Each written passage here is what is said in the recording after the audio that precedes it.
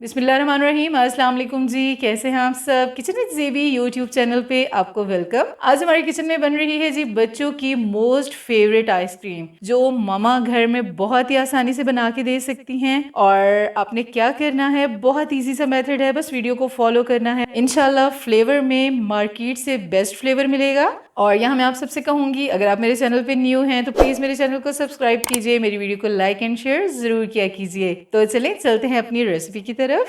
जी, तो कढ़ाई मैंने ले ली है, फ्लेम मैंने ऑन कर लिया है। सबसे पहले हम डाल लेंगे 1/2 लीटर मिल्क। आप चाहें तो डब्बे का दूध भी यूज कर सकते हैं। और अब हम डाल देंगे 1/2 कप शुगर और स्पून लेंगे और इसको हम बहुत अच्छे से दूध में मिक्स कर लेंगे। ठीक है जी। और जी चीनी हमारी बहुत अच्छे से मिक्स हो चुकी है। अब हमने डाल लेना है 1/2 कप मिल्क पाउडर का और इसको हमने अच्छे से मिक्स करना है ताकि इसके लम्स ना बने।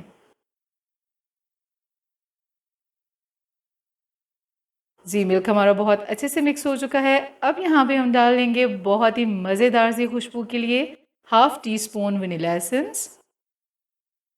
और अब हम इसको मिक्स कर लेंगे। और अब बारी आती है जी सबसे स्पेशल चीज़ की। जी अब हम डालेंगे कॉर्नफ्लोर। और याद रहे कि गर्म दूध में आपने नहीं डालना, ठीक है जी। ठंडा दूध हमने लिया है 3 टेबल स्पून और इसमें हम डाल देंगे 1 टेबल स्पून कॉर्नफ्लोर। और इसको हम बहुत अच्छे से विस्कर की मदद से मिक्स करेंगे ताकि इसमें कोई लम्स भी बाकी ना रहे। ठीक है जी, ये बहुत अच्छे से मिक्स हो चुका है। अब हम इसको थोड़ा थोड़ा करके दूध में शामिल कर लेते हैं। अब हम इसको अच्छे से बॉईल होने देंगे। जी तो दूध बॉईल होना स्टार्ट हो चुका है और अभी हम इसको थोड़ा और थिक करेंगे। ये देखिए जी बिल्कुल परफेक्ट तैयार हो गया। अब हमने क्या करना है कि फ्लेम को हमने कर देना है ऑफ और इसको हम ठंडा होने देंगे रूम टेम्परेचर पे। आप चाहें तो एयर टाइट कंटेनर में भी इस आइसक्रीम को बना सकते हैं। ठीक है जी। और ये जो आइसक्रीम लिक्विड हमने तैयार किया है ये हम मोल्ड में पोर कर लेंगे। ये देखिए जी अब हम इसको सेट कर लेंगे और अब हम लेंगे फॉइल पेपर।